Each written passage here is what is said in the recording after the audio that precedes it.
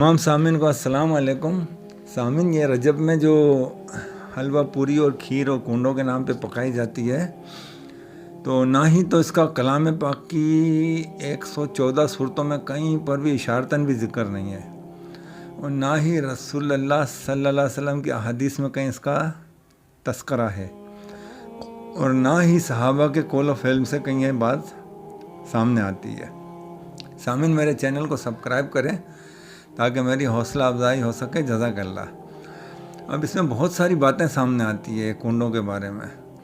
ایک یہ بتایا جاتا ہے کہ ایک بادشاہ تھا، اس کا بیٹا تھا، وہ کہیں گم گیا، تو اس کے ڈھونڈنے کے لیے نکلے، تو اسی ملک میں ایک لکڑہارا تھا، تو اس کی بیوی کنڈے کر رہی تھی، تو اس نے اپنی بیوی کو ڈانٹا کہ کیا تم فضول کام کر رہی ہو اس طرح کا، تو اس کی بیوی نے اسے منع کیا اس طرح مت کہو۔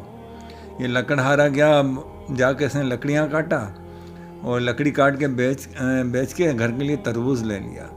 جب تربوز لے کے یہ گھر جانے لگا تو سپاہی بادشاہ کے بیٹے کو ڈھونڈ رہے تھے، تو اس نے اپنے چادر میں تربوز لپیٹا تھا۔ جب اس کو کھول کے دیکھا تو اس میں بادشاہ کے بیٹے کا سر تھا کٹا ہوا۔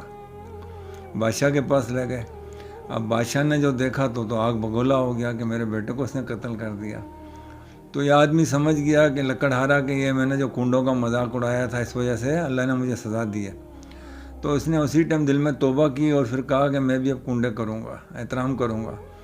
تو جب دوبارہ اس کو چادر کو کھولا تو تربوز بن گیا۔ آپ اندازہ کریں اب کون بادشاہ تھا، کس ملک کا تھا، اس کا نام کیا تھا، کچھ بھی نہیں۔ جبکہ امام جعفر صادق رضی اللہ تعالیٰ عنہ جب تھے اس ٹائم تو بنو امیہ کی اور بنو عباس کی حکومتیں تھیں، اور وہ تو بادشاہ کیسے تھے، سارے تاریخیں بھری پڑی اس سے۔ بہرحال، اور دوسرے پھر یہ بتایا گیا ہے کہ امام جعفر صادق جو کسی کے خواب میں آئے اور ان سے امام جعفر صادق رضی اللہ تعالیٰ عنہ نے فرمایا کہ اس مہینے میں جو کنڈے کرے گا تو اللہ اس سے راضی ہوگا، اس کو گناہ معاف کر دے گا۔ اب کس کے خواب میں آیا یہ کچھ پتہ نہیں ہے، نہ اس کا نام ہے کہ صحابی تھا، تابعی تھا۔ صحابیت کا دور تو اس ٹائم تقریباً ختم ہو چکا تھا، تو کون تھا وہ کچھ پتہ نہیں ہے، بس ایسا لکھا ہوا ہے۔ اصل میں یہ پہلی بار شروع ہوا ہے کنڈے کا سلسلہ 1906 میں۔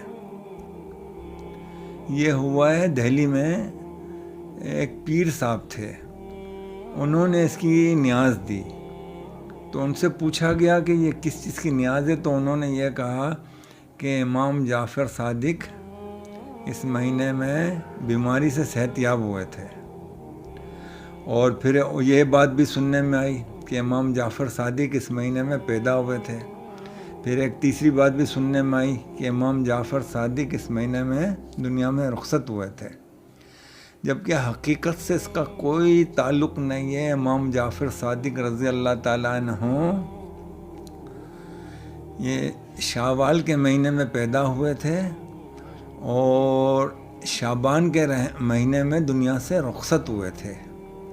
اور تاریخ اب کوئی سی بھی سیرت صحابہ، حیات صحابہ یا خلفائے راشدین، کسی قسم کی بھی آپ تاریخ ان لوگ کہیں پر بھی یہ نہیں لکھا ہے کہ امام جعفر صادق جو ہے اس مہینے میں صحتیاب ہوئے تھے یا پیدا ہوئے تھے یا دنیا سے رخصت ہو گئے تھے۔ یہ بعد میں 1906 میں اس کا ابتدا کیا گیا، اور وہ پھر ایک دین میں شامل کر لیا اس کو، جبکہ اللہ نے فرمایا قرآن شریف میں سورہ مائدہ میں الیوم اکملت لکم دینکم اتممت، کہ اللہ تعالیٰ نے فرمایا کہ آج تمہارا دین مکمل کر دیا گیا ہے، اور تم پہ ساری نعمتیں اللہ نے تمام کر دی، پوری کر دی، دین اس ٹائم مکمل ہو گیا۔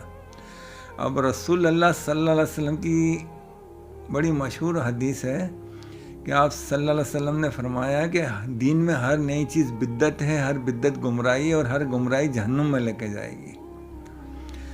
تو اب اس کو دین کا اور مذہب کا حصہ بنا لیا آج ہمارے معاشرے میں، کہ جو کنڈا کرتا ہے اس کو بہت ہی عزت کی نگاہ سے اس کے گھر کو دیکھا جاتا ہے، اور جو نہیں کرتا ہے اس سے پھر دوسرا جو فرقے ہیں ان سے تصور کیا جاتا ہے، تو یہ تو ہیں ہی گمراہ اور اس طرح کے۔